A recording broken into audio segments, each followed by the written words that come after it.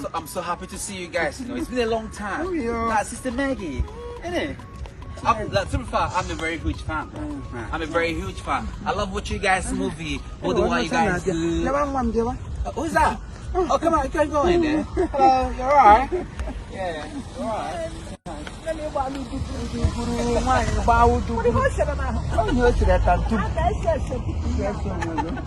guys are highly welcome. Wanna draw tattoo, everybody? You wanna draw tattoo in your body? Are these your friends? Tattoo.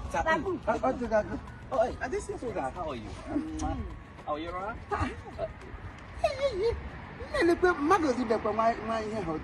You didn't told us.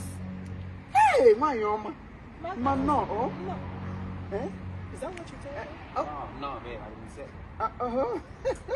Madam, beautiful mother you have. Wow. No. Eh? You are making Nanya. Oh, I put long finish up. I can. Even because the Magon on the boat, that's some Magon on you.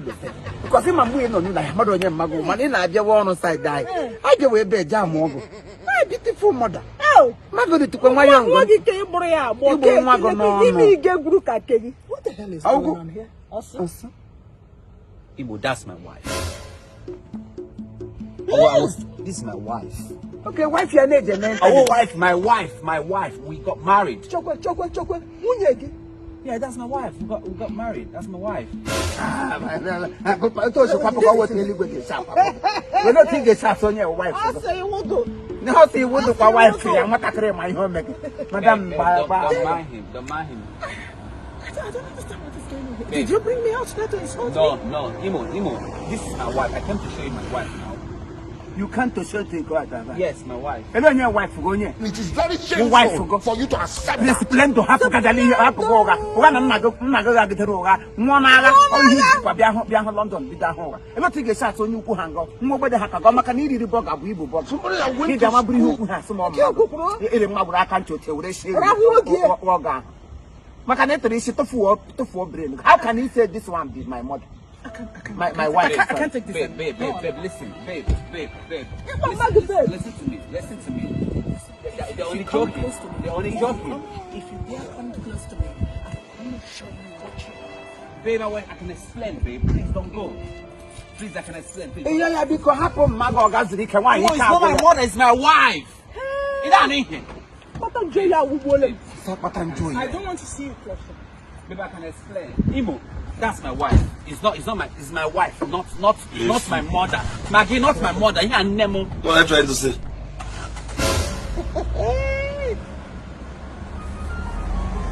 Babe, hold on. Maybe I can explain. Hey! What have you caused now? You are my wife now. Again, I saw mom. No, yeah, you. I see where you. When I did them, I shame a man. Can you put on a I should come see our wife go. Come on, Abu Bokum size. And I hope you will ever born you, Bam. I hope you will. I hope you. It is hopeless. Man, Macachine criminal now will be hopeless. my chief. You don't think a second from Ocean, and Ada Abaka with us. Nanaga, Mabu to us, Nanaga, you want to break your leg. And it's all going to get to one. You got Maburu. Get talk again here. Take a couple of Maguku, your ancestors. That one you can want. Imo. Hapugam. Leave me alone. I don't understand. Give me maybe see my marriage. I'm gonna lay. Make maybe like a marriage. Yes, I'm gonna make my marriage. What's Ndulu? Ndulu. The whole federation. I'm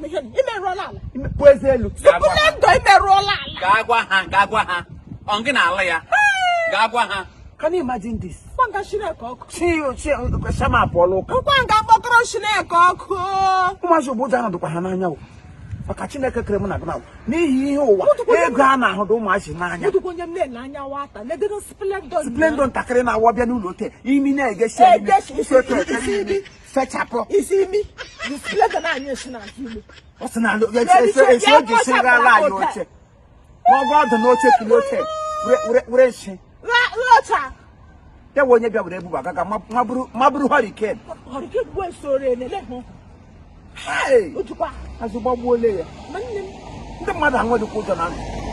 Ata ngọ ọdụkwa na Chineke mere m ebere m gara ịhụrụ onye ọmụmụ na ya na onye kọpụlụ despite na m họchiri na agwụgwa abụọ onye kemarị dị mma mana saiz ya harị m mma. Isimọsụ neighbors